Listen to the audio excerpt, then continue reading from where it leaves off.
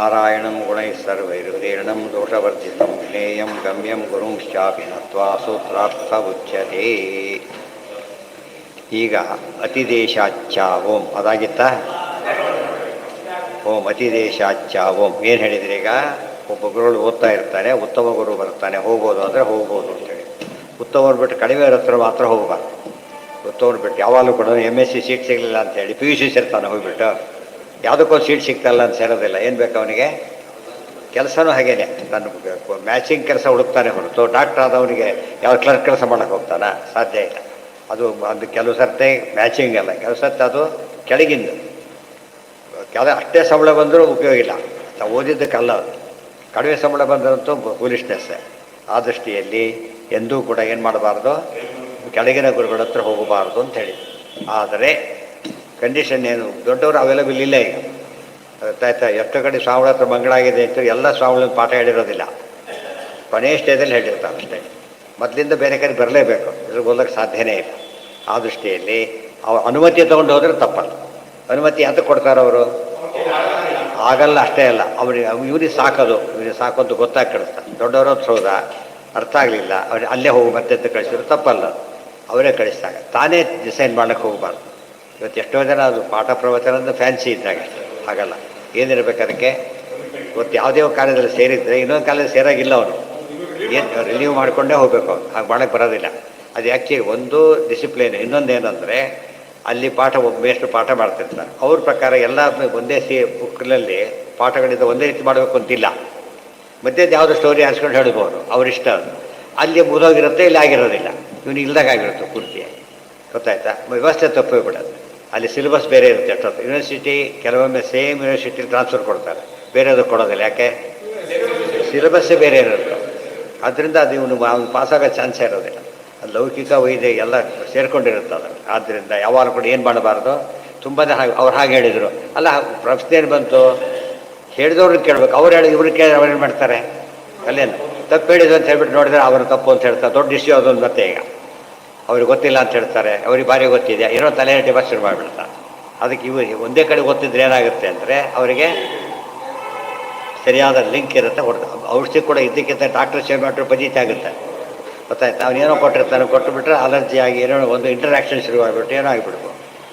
ಎಲ್ಲ ಸರಿಯಾಗಿ ಅರ್ಥ ಮಾಡಿಕೊಂಡ್ರೆ ಸಡನ್ ಫ್ಯಾಮಿಲಿ ಡಾಕ್ಟರ್ ಬಗ್ಗೆ ಭಾರಿ ಗೌರವ ಇರ್ತದೆ. ಫ್ಯಾಮಿಲಿ ಗುರುಗಳ ಕಾನ್ಸೆಪ್ಟ್ ಇಲ್ಲ ಇವಾಗ. ಫ್ಯಾಮಿಲಿ ಜ್ಞಾನವೂ ಇಲ್ಲ, ಗುರುಗಳು ಇಲ್ಲ.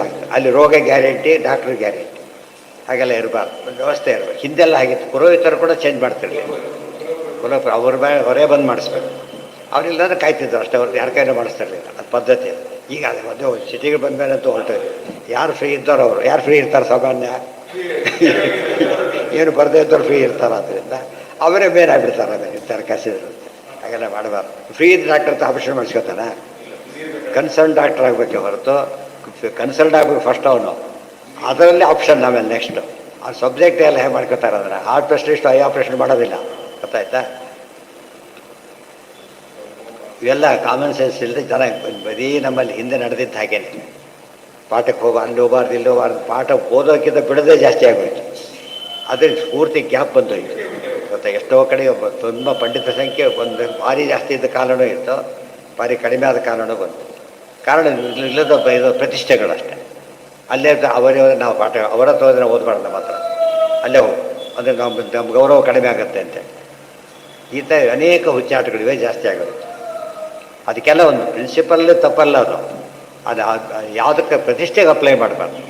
ಅರ್ಹತೆ ಏನು ಉಪಯೋಗ, ಮತ್ತೊಂದು ಓದು ಅಂತ ಹೇಳ್ತಾರೆ. ಯಾಕೆ ಸರಿಯಾಗಿ ಹೇಳ್ಕೊಟ್ಟೋದಿಲ್ಲ ಅಂತ ಗ್ಯಾರಂಟಿ, ಆ ಪಾಯಿಂಟ್ ಬೇರೆ. ಆದರೆ ತನಗೆ ಪ್ರತಿಸ್ಪರ್ಧಿ ಆಗ್ತಾರೆ ಅಂತ ಹೇಳಿದ್ರೆ ತಪ್ಪು. ಇದೆಲ್ಲ ಅರ್ಥ ಮಾಡಿಕೊಂಡ್ರೆ ಡಾಕ್ಟ್ರ್ ಇನ್ನೊಬ್ಬ ಡಾಕ್ಟರ್ ಇವಷ್ಟು ಬಿಸಾಕ್ಬಿಡ್ತಾರೆ. ಯಾರು ಕೊಟ್ಟರು ನೀವು ಬುದ್ಧಿ ಇಲ್ಲ ಅಂತೇಳಿ ಬೇರೆ ಕೊಡ್ತಾರೆ. ಹೆಚ್ಚು ಕಡೆ ಇವ್ರಿಗೆ ಗೊತ್ತಾಗಲ್ಲ, ಅದೇ ಕಬ್ಬು ಬೇರೆ ಆಗಿರುತ್ತೆ. ಎಷ್ಟೋ ಸಲ ಹೆಸರು ಬೇರೆ ಇರುತ್ತೆ ಅಷ್ಟೇ. ಅಂದರೆ ಕೆಲವೆಲ್ಲ ಇದದು ಒಂಥರ ಕೊಣ ಪರಿಸ್ಥಿತಿ ತೋರಿಸೋದು. ಒಳ್ಳೆ ಇರ್ತಾರೆ, ಹಾಗೆ ಕರೆಕ್ಟ್ ಕೊಟ್ಟಿದ್ದಾರೆ ಅದನ್ನೇ ತೊಗೊಳ್ಳಿ ಅಂತ ಹೇಳ್ತಾರೆ. ಅವ್ರದ್ದು ಚೇಂಜ್ ಮಾಡೋಕ್ಕೆ ಹೋಗೋದಿಲ್ಲ. ಮತ್ತು ಬೇರೆ ಇದ್ರಲ್ಲಿ ಪರವಾಗಿಲ್ಲ, ಬ್ರ್ಯಾಂಡ್ ನೇಮ್ ಬೇರೆ ಇರುತ್ತೆ ತೊಗೊಳ್ಳಿ ಅಂತೇಳಿ. ಅವು ಎಲ್ಲ ಗೊತ್ತಿರುತ್ತೆ ಅವ್ರಿಗೆ. ಅಂದರೆ ಆಬ್ಜೆಕ್ಟಿವ್ ಆಗಿ ನೋಡೋದು ಬೇರೆ, ಸಬ್ಜೆಕ್ಟಿವ್ ಆಗಿ ನೋಡೋದು ಬೇರೆ. ಅದಕ್ಕೋಸ್ಕರ ಉತ್ತರ ಕೊಡ್ತಾರೆ. ಈಗ ಹಾಗೆಲ್ಲ ಮಾಡಬಾರ್ದು. ಸಮಗ್ರಾನುಗ್ರಹಂ ಕರ್ತು ಅತಿದೇಶಾಚ್ಚ ಬ್ರಹ್ಮ ಉಪಾಸ್ವ ಬ್ರಹ್ಮ ಉಪಚರಸ್ವ ತಚ್ಛೃಣುಹಿ. ಆಮೇಲೆ ತತ್ವಮವತು ಯಾ ಬ್ರಹ್ಮ ಉಪಚರೇಃ ಯಥಾ ಮಾಮುಪಚರೇಃ ಯೇ ಚ ಅನ್ನೇ ಅಸ್ಮದ್ವಿಧಾ ಶ್ರೇಯಸಶ್ಚ ತಾನುಪಾಸ್ವ ತಾನುಪಚರಸ್ವ ತೇಭ್ಯಃ ಶೃಣುಹಿತೆ ತ್ವಾಮವಂತು ಇತಿ ಪೌಷಾಯಣ ಶ್ರುತೋ ಅತಿದೇಶ. ಎಷ್ಟು ಚೆನ್ನಾಗಿದೆ ನೋಡಿ. ಹೇಳ್ತಾನಂತ ಹೋಗ್ಬೇಕಾದ್ರೆ ಹೋಗು, ಸಮಯ ಬಂದು ಇಂಥವ್ರು ಕೇಳು ಪರವಾಗಿಲ್ಲ, ನಾವು ಯಾವಾಗಲೂ ಸಿಗ್ತೀವಿ ಅಂತ ಏನೂ ಇಲ್ಲ, ಅಲ್ಲಿ ಕೇಳು ಪರವಾಗಿಲ್ಲ, ಅವರನ್ನು ಗೌರವದಿಂದ ಕಾಣು. ಎಷ್ಟು ಹೇಳ್ತಾರೆ ನೋಡಿ. ಅವರು ಆರಾಧನೆ ಮಾಡೋರನ್ನ ಏನೂ ತಪ್ಪಿಲ್ಲ ಅಂತ ಹೇಳ್ತಾರೆ. ನಮ್ಮಲ್ಲಿ ಅದು ಪ್ರಾಕ್ಟೀಸ್ ಪೂರ್ತಿ ಹೋಗಿಬಿಟ್ಟಿದೆ ಹೆಚ್ಚು ಕಡೆ. ಪೂರ್ತಿ ಐಸೋಲೇಟ್ ಆಗೋ ಪ್ರಾಪ್ತತೆ ಬಂದಿಲ್ಲ. ಹೇಗೆ ಹೇಳ್ತಾರೆ ನೋಡಿ. ಇನ್ನೊಬ್ಬರ ಹತ್ರ ಹೋಗು, ನೀವು ನಮ್ಮಂಥವ್ರು ಇರ್ತಾರಲ್ಲ ಅವ್ರ ಹತ್ರ ಹೋಗು, ಶೃಣು. ಅವಷ್ಟವ್ರ ಹತ್ರ ಹೋಗಬೇಡ, ಕೆಲವಿರ್ತದೆ. ಯಾವುದು ನಾನ್ ರೆಕಗ್ನೈಡ್ ಇನ್ಸ್ಟಿಟ್ಯೂಷನ್ ಸೇರಬಾರ್ದು. ರೆಕಗ್ನೈಡ್ ಆಗಿದ್ರೆ ಓಕೆ ಅಂತಾರಲ್ಲ ಹಾಗೆ. ಶೃಣು, ಅವ್ರು ಹೇಳಿದ್ದನ್ನು ಕೇಳು. ತತ್ವಾಮವತು, ಅವ್ರು ನಿಮ್ಮನ್ನು ಕಾಪಾಡುತ್ತಾರೆ, ಪರಮಾತ್ಮ ಕಾಪಾಡುತ್ತಾನೆ. ಯಾ ಬ್ರಹ್ಮ ಉಪಚರೇಹಿ ಯಥಾ ಮಾಂ ಉಪಚರೇಹಿ, ಹೇಗೆ ಮೊದಲವರು ಆರಾಧನೆ ಮಾಡ್ತಾರೆ ಹಾಗೆ ಮಾಡು. ಮತ್ತು ಅನ್ಯೇಚ ಅಸ್ಮದ್ವಿಧಾ ಶ್ರೇಯಸಶ್ಚ, ನಮ್ಮಂಥವರೇ ಒಳ್ಳೆಯವರಿದ್ದರೆ ತಾನು ಉಪಾಸ್ವ, ಅವ್ರ ಹತ್ರ ಹೋಗು, ಕೇಳು. ವಿತ್ ಪರ್ಮಿಷನ್ ಹೋಗಿದ್ದಾನೆ, ತಪ್ಪಲ್ಲ. ಡಾಕ್ಟ್ರ್ ಹೇಳ್ತಾರೆ ಅಲ್ಲಿ ಹೋಗಿ, ಇವರಲ್ಲಾಗಲ್ಲ ಅಲ್ಲಿ ಹೋಗಂತ ಕಳಿಸ್ಕೊಡ್ತಾರೆ. ಎಷ್ಟೋ ಜನ ಡಾಕ್ಟರ್ಸು ಅಲ್ಲಿ ಅನೇಕ ಕಾರಣಕ್ಕಾಗೋದಿಲ್ಲ, ಅವರಿಗೆ ಕಾಂಪಿಟೆನ್ಸ್ ಇಲ್ಲ ಅಥವಾ ಅಲ್ಲಿ ಫೆಸಿಲಿಟೀಸ್ ಇಲ್ಲ, ಗೊತ್ತಾಯ್ತಾ, ಇರಲ್ಲಿ ಹೋಗು ಅಂತ ಹೇಳ್ತಾರೆ. ಹೋಗದೆ ಅಲ್ಲಿ ಸತ್ರು ಪರವಾಗಿಲ್ಲ, ಅಲ್ಲಿ ಹೋಗಬೇಡ ಅಂತ ಹೇಳೋದಿಲ್ಲ, ಹಾಗೆಲ್ಲ. ತಾನು ಉಪಾಸ್ವ ತಾನು ಉಪಚರಸ್ವ, ಉಪಚಾರ ಮಾಡೋವರಿಗೆಲ್ಲ. ತೇಭ್ಯ ಶೃಣು, ಅವರಿಂದ ಕೇಳಿಕೋ. ತೇ ತ್ವಾಮವಂತು, ಅವರನ್ನು ಕಾಪಾಡ್ತಾರೆ. ಇತಿ ವೇದದ ಸಂದೇಶನೇ ಇದೆ. ಆದ್ದರಿಂದ ತಾತ್ಪರ್ಯ ಅಂದರೆ ಒಟ್ಟಿಗೆ ಹೋಗೋದು, ಕ್ಲಾಶ್ ಎಲ್ಲ ಮಾಡಬಾರ್ದು ಅಷ್ಟೇ ಹೊರತು ವ್ಯವಸ್ಥಿತವಾಗಿ ಮಾಡಿ, ಏನೂ ತಪ್ಪಲ್ಲ. ಅದಕ್ಕೆ ಟಿ ಸಿ ತೊಗೊಂಡು ಅಭ್ಯಾಸ ಯಾತಕ್ಕೆ ಹಾಕಿದ್ರು ಅಂದರೆ ಪರ್ಮಿಟೆಡ್ ಅಂತ. ಅವನಿಗೆ ಅಲ್ಲಿ ಕಡತನ ಮಾಡಿ ಇಲ್ಲಿ ಓಡಿಸಿರ್ತಾರೆ, ಇಲ್ಲಿ ಬಂದು ಸೇರ್ಲಿಕ್ಕೆ ಹೋಗ್ತಾನೆ.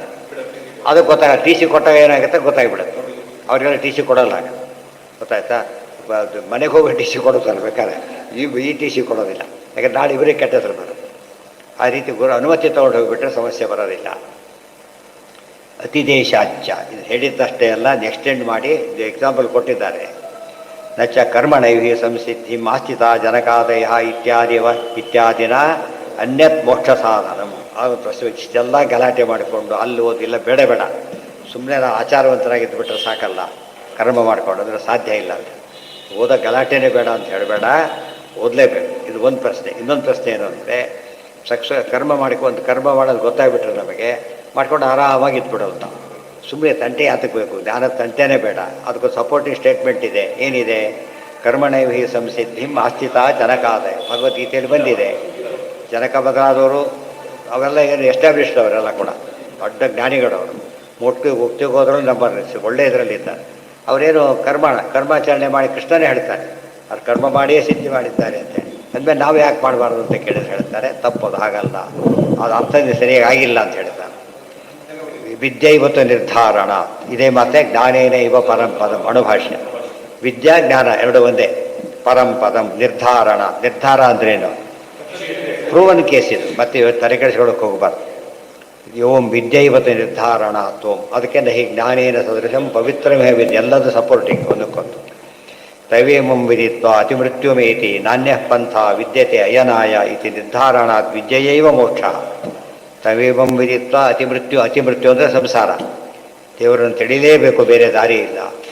ಅದು ಮೊದಲು ಎಲ್ಲದಕ್ಕೂ ಹೆಲ್ಪ್ ಮಾಡ್ಬೋದು. ಓದಿಲ್ಲ ಅಂದರೆ ಏನು ಮಾಡೋಕ್ಕೆ ಬರೋದು, ಓದ್ಕೊಂಡೇ ಬರಬೇಕು ಅಂತ ಹೇಗೆ ಹೇಳಬೇಕು. ಹಾಗೆ ಜ್ಞಾನನೇ ತಾರಕ ಹೊರತು ಬೇರೆ ಅಲ್ಲ. ತಮೇವ ವಿದಿತ್ವ, ದೇವರನ್ನೇ ತಿಳಿಬೇಕು. ತಮೇವಂ ವಿದಿತ್ವ, ದೇವರು ಸರಿಯಾಗಿ ಬೇರೆ ತಿಳಿಬೇಕು. ದೇವರಿದ್ದಾನೆ ಅಂತ ತಿಳ್ಕೊಂಡ್ರೆ ಸಾಲದು, ಇದು ದಾರಿ ಅಂತ ತಿಳ್ಕೊಂಡ್ರೆ ಸಾಲದು. ನಾವು ಸೇರಬೇಕಾದ ಗುರಿ ಇದೇ ದಾರಿ ಅಂತಾಗಬೇಕು. ದಾರಿ ಫಟ್ಲಾಸ್ ಹೈವೇ ನೀಟಾಗಿ, ಇದು ಚೆನ್ನಾಗಿಲ್ಲ ರೋಡು, ಹೈವೇ ಅಂತ ಹೊರಟ್ಬಿಟ್ಟ ನಡಿ, ಎಲ್ಲೋ ಹೋದು ಬಿದ್ದು ಹೈವೇ ಅಲ್ಲ ಇದು, ಬಟ್ ಗುರಿ ಅದಾಗಿದೆ ಇವನಿಗೆ. ಆ ದೃಷ್ಟಿಯಲ್ಲಿ ದಾರಿ ಸರಿಯಾಗಿ ತಿಳ್ಕೊಂಡು ಹೋಗಬೇಕು. ದಾರಿ ಇರಬೇಕು, ಸರಿಯಾಗಿರಬೇಕು. ಓಂ ದರ್ಶನಾಚ್ಛ ಓಂ ನ ಕೇವಲಂ ವಿದ್ಯೆಯ ಕಿಂತು ಅಪರೋಕ್ಷ ಜ್ಞಾನೇನೈವ.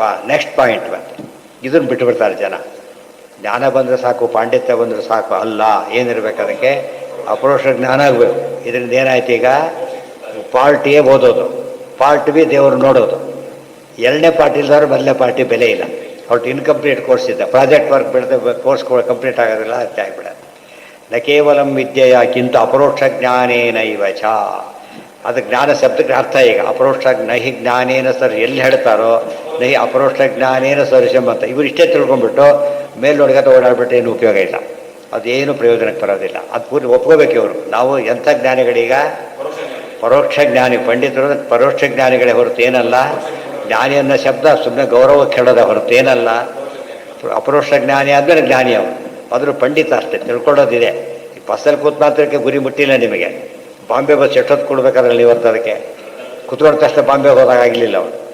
ಇನ್ನು ಹೋಗ್ಬೋದಾ ಕೂತಿದ್ದಾನೆ ಆಯ್ತರಿಂದ ಏನೀಗ ಹೋಗಿ ಅದೇನು ಪ್ರಾಬ್ಲಮ್ ಇಲ್ಲ. ಬಟ್ ಭಾರಿ ಜೋರಾಗಿರುತ್ತೆ, ಕೂತಾಯ್ತು ಎಲ್ಲ ಹೋಗಿಬಿಟ್ರೆ ಬಿಟ್ಟು ಹೋಗ್ಬಿಡ್ತಾರೆ ಅಷ್ಟೇ. ಎಷ್ಟೊತ್ತು ಕಾಯ್ತಾರೆ ಅವನ್ನ. ನಮ್ಮ ಜನಕ್ಕೆ 2 ಸೂತ್ರ ಓದಿಬಿಟ್ರೆ ನಾವು ಎಷ್ಟು ಸೀರಿಯಸ್ಸಾಗಿ ಓದಬೇಕು ಅಂತ ಗೊತ್ತಾಗುತ್ತೆ. ಸೀರಿಯಸ್ಸಾಗಿ ಓದಬೇಕು, ದೇವ್ರನ್ನ ಕಾಣಬೇಕು. ಅದಕ್ಕೆ ಹಾಡಿದೆ, ಎಂದು ಕಾಂಬೆನೋ ಪಾಂಡುರಂಗ ಮೂರುತಿಯ ಅಂತೇಳಿ. ಇಷ್ಟೆಲ್ಲ ಆಯಿತು, ಎಲೆ ಕೂದು ಯಾವಾಗ ಬಡಿಸ್ತಾರೋ ಅಂತ ಕಾಯ್ತಿರ್ತಾರಲ್ಲ. ಅನ್ನ ನೋಡಿದರೆ ಊಟ ಆಗುತ್ತಾ? ಅನ್ನ ತಿನ್ನಬೇಕು ಹೇಗೋ, ಅನ್ನ ತಿನ್ನೋದು ಅನುಭವ, ಆಗ ಅದು ಹಸಿವು ಹೋಗುತ್ತೆ. ಅದೇ ರೀತಿ ದೇವರನ್ನು ಕಾಣಬೇಕು, ಇಲ್ಲದವರ ಉಪಯೋಗ ಇಲ್ಲ. ನ ಕೇವಲಂ ವಿದ್ಯೆಯ ಕಿಂತ ಅಪರೋಕ್ಷ ಜ್ಞಾನೇನೈವ ಸರ್ವಾನ್ ಪರೋ ಮಾಯಯ ಅಯಂ ಸಿನೀತೆ ದೃಷ್ಟೈವ ತಂ ಮುಚ್ಯತೆ ನಾಪರೇಣ ಕೌಶಿಕ ಶ್ರುತೇ. ಯಾತಕ್ಕೆ ನೋಡಬೇಕು ದೇವ್ರನ್ನ ಅಂತ ಪ್ರಶ್ನೆ. ಯಾತಕ್ಕೆ ನೋಡಬೇಕು ಅಂದರೆ ಮಾಯೆ ಹಾಕಿರೋದೇ ಅವನು. ದೈವಿ ಹೇಷ ಗುಣಮಯಿ ಮಮ ಮಾಯಾ ದುರತ್ಯಯ. ಮಾಯೆ ಬಿಡಿಸಿ ಯಾರು ಬಿಡಿಸ್ಬೇಕೀಗ? ಅವರೇ ಬಿಡಿಸ್ಬೇಕು, ಅವ್ರಿಗೆ ಬೇರೆ ಬಿಡಿಸ್ಲಿಕ್ಕೆ ಬರೋದಿಲ್ಲ. ದೇವ್ರ ಆತನ ಕಂಡು ಅನುಗ್ರಹ ಪಡೆದೇ ಹೋಗಬೇಕು, ಇದು ಆಗೋದಿಲ್ಲ. ಇದು ಇಂಟರ್ವ್ಯೂಗೆ ಹೋಗೋದು ಎಷ್ಟೋ ಸರ್ತಿ ಬಂದಿರೋ, ಇಂಟರ್ವ್ಯೂಗೆ ಹೋಗೋದ್ರೆ ಹೋಗಿಬಿಡ್ತಾರೆ. ಬರ್ರಿ ಇಂಗ್ಲೀಷ್ ಮಾಡಿಸಿರ್ತಾನೆ ಬೇಕಾದಷ್ಟು, ಯಾವುದಕ್ಕ ಇಂಟರ್ವ್ಯೂಗೆ ಹೋಗೋದಿಲ್ಲ. ಅವ್ರು ಹೇಳ್ತಾರೆ ಇಂಟರ್ವ್ಯೂಗೆ ಬಂದಿಲ್ಲ, ಏನು ಮಾಡೋಕ್ಕಾಗಲ್ಲ ಅಂತ.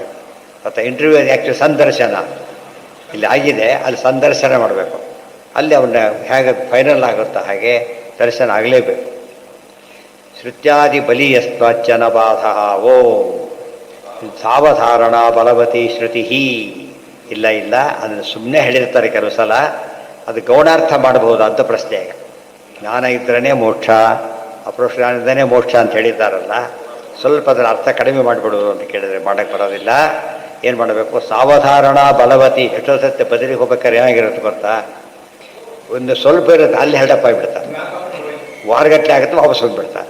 ಕೊನೆಗೆ ಏನಂತಾರೋ ಬಂದು ಬದರಿ ಯಾತ್ರೆ ಆಗಿಲ್ಲ ಅಂತ. ಬದರಿ ಯಾತ್ರೆ ಆಗಿದ್ರೆ ಯಾಕೆ ಸೇರಲ್ಲ, ಅದು ಬದರಿ ಯಾತ್ರೆ ಆಗಿಲ್ಲ ಅಂತಲೇ ಡಿಕ್ಲೇರ್ ಮಾಡೋದು, ಗೊತ್ತಾಯ್ತಾ? ಅಥವಾ ಅಪ್ರೋಚ್ ನೋಡಲಿಲ್ಲ ಅವನು, ಅಷ್ಟು ದೂರ ಹೋಗಿ ನೋಡಲಿಲ್ಲ, ಅದರಿಂದ ಸರಿಯಲ್ಲ.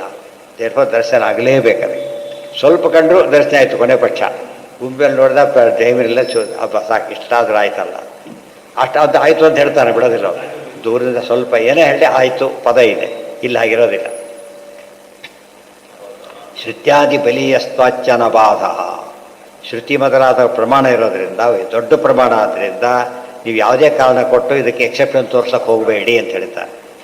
ಇಂದ್ರೋ ಅಶ್ವಮೇಧಾನ್ ಶತಂ ವಿಶ್ವ ಅಪಿ ರಾಜ ಬ್ರಹ್ಮಾಣ ಮೀಡ್ಯಂ ಸಮುವಾಚೋಪಸನ್ನ ನ ಕರ್ಮಭಿರ್ನ ಧನೇನೈವ ನ ಧನೈರ್ನೈವ ಚಾನ್ಯೈಃ ಪಶ್ಯೇ ಸುಖಂ ತೇನ ತತ್ವಂ ಬ್ರವೀಹಿ ಇತಿ ಬಲವಲ್ಲಿಂಗಂ. ಇಂದ್ರದೇವರು ಏನಾಗಿದ್ದಾರೀಗ? ಯಜ್ಞ ಮಾಡಿ ಇಂದ್ರ ಪದವಿ ಬಂದು ಎಲ್ಲ ಆಗೋಗ್ಬಿಟ್ಟಿದೆ ಈಗ. ಅಂಥವ್ರು ಮತ್ತೆ ಬ್ರಹ್ಮದೇವರು ಹತ್ರ ಹೋಗ್ತಾರೆ, ಸ್ವಾಮಿ ನನಗೆ ಉಪದೇಶ ಮಾಡಿ ಅಂತ ಹೋಗ್ತಾರೆ. ಉಪದೇಶ ಅಂಬುದು ಜ್ಞಾನ, ಗೊತ್ತಾಯ್ತಾ? ಎಕ್ಸಂಪ್ಷನ್ ಕ್ಲೇಮ್ ಮಾಡೋದಿಲ್ಲ ಅವರು. ಕರ್ಮಭಿರ್ನ ಧನೈಹಿ ನೈವ ಚಾನ್ಯೈಹಿ. ಎಷ್ಟೇ ಕರ್ಮ ಏಕವಚನ ಹೇಳಲಿಲ್ಲ, ನ ಕರ್ಮಣ ನ ಪ್ರಜೆ ಏಕವಚನ, ನ ಕರ್ಮಭಿಹಿ. ಎಷ್ಟು ಕರ್ಮ ಮಾಡಿದರೂ ಆಗೋದಿಲ್ಲ, ಒಂದೇ ಮಾಡಿದರೂ ಆಗೋದಿಲ್ಲ, ಅಲ್ಲ ಎಷ್ಟು ಮಾಡಿದರೂ ಆಗೋದಿಲ್ಲ. ನಚ ಅನ್ಯೈಹಿ ಧನೈಹಿ. ಎಷ್ಟೇ ದುಡ್ಡು ಕೊಟ್ಟರು ಕೂಡ, ಧನ ಏಕವಚನ ಒಂದು ಸರ್ತೆ, ಅಥವಾ ಪುನಃ ಪುನಃ ಕೊಟ್ಟರು ಕೂಡ ಆಗೋದಿಲ್ಲ.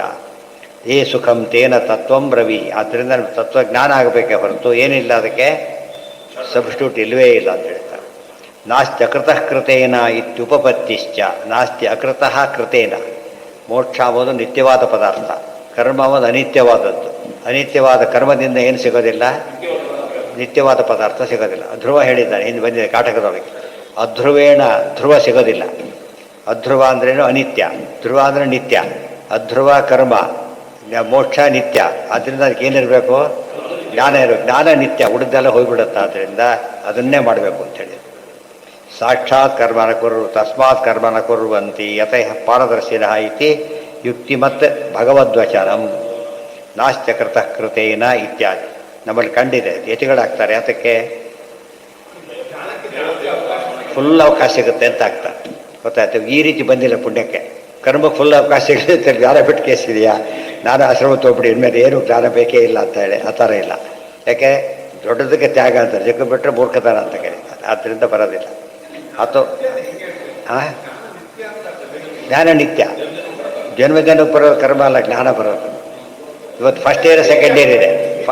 ಸಿಂಪಲ್ ತಗೊಳ್ಳಿ, ಫಸ್ಟ್ ಇಯರ್ 10 ವರ್ಷ ಓದ್ತಾನೆ ಫೇಲು ಇಲ್ಲ, ಪಾಸ್ ಆಗ್ತಾರೆ, 2ಕ್ಕೆ ಹೋದ.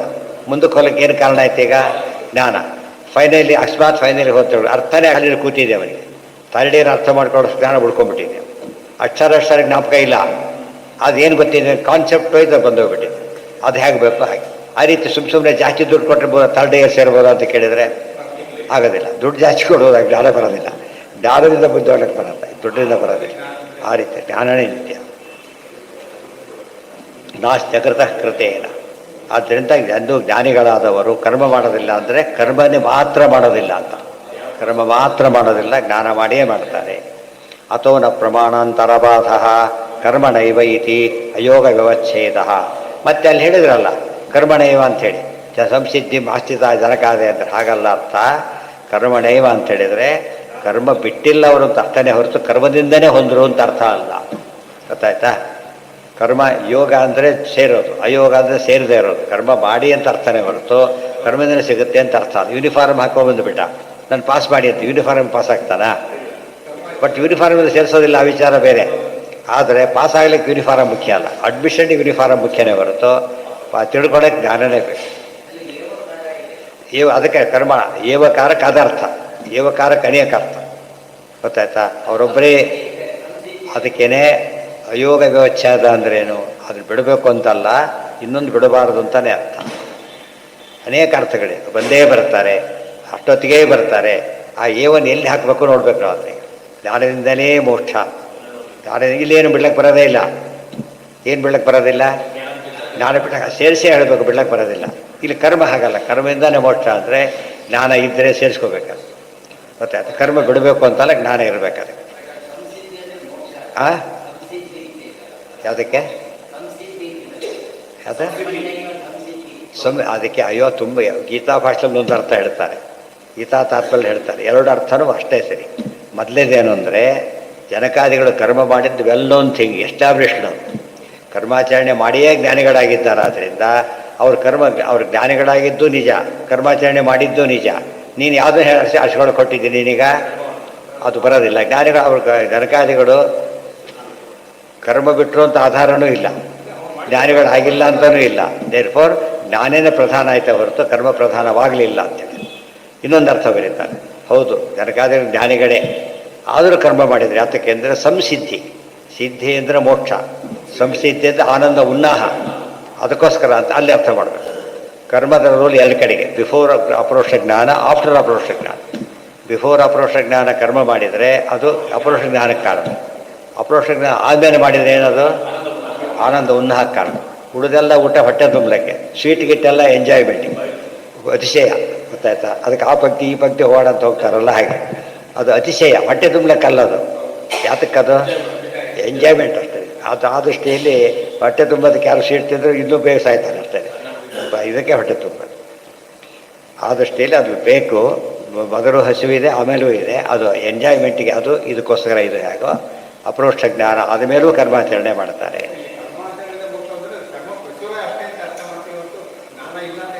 ಮಾಡಬಾರ್ದು, ಅದೇ ಹೇಳ್ತಿರೋದು. ಅಯೋಗ ವ್ಯವಚ್ಛೇದ ಅಂತ ಅದಕ್ಕೆ ಹೇಳಿದ್ರು. ಅಯೋಗ ವ್ಯವಚ್ಛೇದ ಅಂತ ಹೇಳಿದರೆ ಯೋಗ ಅಂದರೆ ಕೂಡೋದು, ಅದು ಬಿಡಿಸೋದು ಮಾಡಿದರೆ ಅಂತ ಕೂಡಿಸದೇ ಇರಬಾರ್ದು ಅಂತ ಹೇಳೋದಕ್ಕೋಸ್ಕರ ಹೇಳಿದರೆ ಕರ್ಮ ಮಾಡಿಯೇ ಮಾಡಿದ್ದಾರೆ ಹೊರತು ಜ್ಞಾನ ಇಲ್ಲದೆ ಮಾಡಿದ್ದಾರೆ ಅಂತ ಅರ್ಥ ಅಲ್ಲ ಅದಕ್ಕೆ. ಅನುಬಂಧಾದಿಭ್ಯ ಈಗ ಒಂದೊಂದೇ ಪ್ರಶ್ನೆ ಉತ್ತರ ಕೊಡ್ತಾ ಹೋದಂತೆ ಜ್ಞಾನ ವೃದ್ಧಿ ಆಗ್ತಾ ಹೋಗುತ್ತೆ. ಹಾಗಿದ್ರೆ ಕೆಲಸ ಮಾಡೋಣ, ಬರೀ ಓದ್ಕೊಂಡು ಕೂತ್ಕೊಂಡ್ಬೇಡೋಣ ಸಾಕು. ಏನು ಆಚಾರ ಪೂರ್ತಿ ಬಿಟ್ಟುಬಿಡುತ್ತೆ, ಸಾಧ್ಯನೇ ಇಲ್ಲ, ಮಾಡಲೇಬೇಕು ಅಂತ ಹೇಳ್ತಾರೆ. ಅನುಬಂಧಾದಿಭ್ಯ ಅದಕ್ಕೆ ಸೇರಿಸಿದ್ದಾರೆ. ಏನೇನು ಬೇಕು ಅದಕ್ಕೆಲ್ಲ ಒಳ್ಳೆ ಆಚಾರ ಬೇಕು, ಸದಾಚಾರಗಳಾಗಿರಬೇಕು, ನಿಯಮಗಳೆಲ್ಲ ಇದೆ. ಅದು ಮೆರಿಟ್ಗೆ ಕೆಲಸ ಆಗೋದಾದ್ರೆ ಕಾಂಡಕ್ಟ್ ಹಾಕಬೇಕು ಅಂತ ಕೇಳಿದರೆ ಹಾಗೆ ಕಾಂಡಕ್ಟ್ ಇದ್ರೇ ಮೆರಿಟ್ಗೆ ಬೆಲೆ. ಆದ್ದರಿಂದ ಅದಿರಲೇಬೇಕು. ಅನುಬಂಧ ಅಂದರೆ ಏನು? ಆರ್ ರಿಲೇಟೆಡ್ ಥಿಂಗ್ಸ್ ಅಂತ, ಆರ್ ರಿಲೇಟೆಡ್. ಗೊತ್ತಾಯ್ತಾ? ನಮ್ಮ ಹುಡುಗ ಓದ್ದ ಪಾಸ್ ಆಗಿಬಿಟ್ಟ, 3 ವರ್ಷ ಓದ್ಕೋತ ಕೂತಿದ್ದ ಅಂತ ಕೇಳಿದರೆ ಊಟ ತಿಂಡಿ ಮಾಡಿಲ್ಲ ಅವನು, ಅದೆಲ್ಲ ಮಾಡಿದ್ದಾನೆ. ಅವ್ರು ಮುಟ್ಟಿಗೆ ಆ ಊರಲ್ಲಿ ನಮ್ಮ ಹುಡುಗ ಓದ್ತಿದ್ದಾನಷ್ಟೇ. ಅವನು ಸಿನಿಮಾ ನೋಡ್ತಾ ಕೂತಿರ್ತಾನೆ, ಮೊಬೈಲ್ ನೋಡ್ತಾ ಕೂತಿರ್ತಾನೆ. ಬಟ್ ಇವನ ಪ್ರಕಾರ ಓದ್ತಿದ್ದಾನೆ. ಅದು ಮಾಡಬಾರ್ದು ಅಂತಲ್ಲ, ಬಟ್ ಓದೋದು ಮುಖ್ಯವಾದ ಕಾರ್ಯ. ಅದು ಹೇಗೆ ಹೇಳ್ತಾರೋ ಹಾಗೆ. ಊಟ ಗೀಟ ಮಾಡಲ್ಲ ಅಂತ ಯಾರು ಕೇಳೋದೇ ಇಲ್ಲ. ಗೊತ್ತಾಯ್ತಾ? ಬೈದು ಮಾಡಿದ್ರೆ ಏನು ಮಾಡಿದೆ ಕೆಲಸ ಇಲ್ಲ, ಬರೀ ಊಟ ಮಾಡ್ಕೊಂಡಿದ್ದೀವಿ ಅಂತ ಹೇಳ್ತಾರೆ. ಮನೆ ಕೆಲಸ ಅಂತ ಕರೆಯೋದಿಲ್ಲ ಅದರಿಂದ ಹೋಯ್ತಾರೆ. ನ ಕೇವಲ ಶ್ರವಣಾದಿಭಿ ಗುರುಪ್ರಸಾದೇನ ಚ ಬ್ರಹ್ಮದರ್ಶನಂ, ಶ್ರವಣಾದಿಗಳನ್ನು ಮಾಡಿದ, ಅನುಗ್ರಹನೂ ಮಾಡಿದರು. ಆದರೆ ಕಿಂತು ಭಕ್ತ್ಯಾದಿಭಿಶ್ಚ, ಭಕ್ತಿಯ ಬಂದರೆ ಅದೇನು ರಿಲೇಟೆಡ್ ಇದೆ ಎಲ್ಲ ಮಾಡಬೇಕು, ಅಷ್ಟೇ ಕೌಂಟ್ ಆಗುತ್ತೆ. ಗೊತ್ತಾಯ್ತಾ? ಏನೇನದು? ಸರ್ವಲಕ್ಷಣ ಸಂಪನ್ನ ಸರ್ವಜ್ಞೋ ವಿಷ್ಣು ತತ್ಪರ, ಅದಿಷ್ಟು ನಾಡೆ. ಇದೆಲ್ಲ ಅರ್ಥ ಮಾಡಿಕೊಂಡ್ರೆ ಭಾಷ್ಯ ಓದಲ್ಲಿ ನೆನ್ಪಿಟ್ಕೊಳ್ಳಿ. ಸುಧಾ ಓದ್ತಕ್ಕಂಥ ತುಂಬ ಜನರು ಭಾಷ್ಯ ಓದಿರೋದಿಲ್ಲ.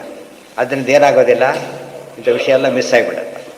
ಅದಕ್ಕೆ ಇವತ್ತು ಮಂಗಳ ಮಾಡೋ ಉದ್ದೇಶದಿಂದ ಓದಬಾರದು ಯಾವಾಗಲೂ. ಕೋರ್ಸ್ ಮುಗಿಸ್ಬೇಕು, ಆ ವಿಚಾರ ಬೇರೆ, ಅದೊಂದು ಪ್ರೊಸೀಜರ್. ಅದು ಕೋರ್ಸ್ ಅಷ್ಟಕ್ಕೆ ಏನಲ್ಲ, ಅದು ಮುಗೀತು ಅಂತಲ್ಲ. ಅದೊಂದು ವ್ಯವಸ್ಥೆ ಮಾಡದೆ ಹೋದರೆ ಏನಾಗುತ್ತೆ, ಕೋರ್ಸ್ ಎಂಡೇ ಇಲ್ದಾಗ ಆಗಿಬಿಡುತ್ತೆ. ಅದು ಮುಗೀತು ಅಂತ ತಿಳ್ಕೊಳ್ಳೋದು ಏನು ಮಾಡಬೇಕು, ಸರಿಯಾಗಿ ಓದ್ತಿರ್ಬೇಕು, ಮತ್ತೆ ಓದಬೇಕು. ಓದ್ತಾ ಹೋದಂತೆ ಎಲ್ಲ ಅರ್ಥ ಆಗುತ್ತೆ.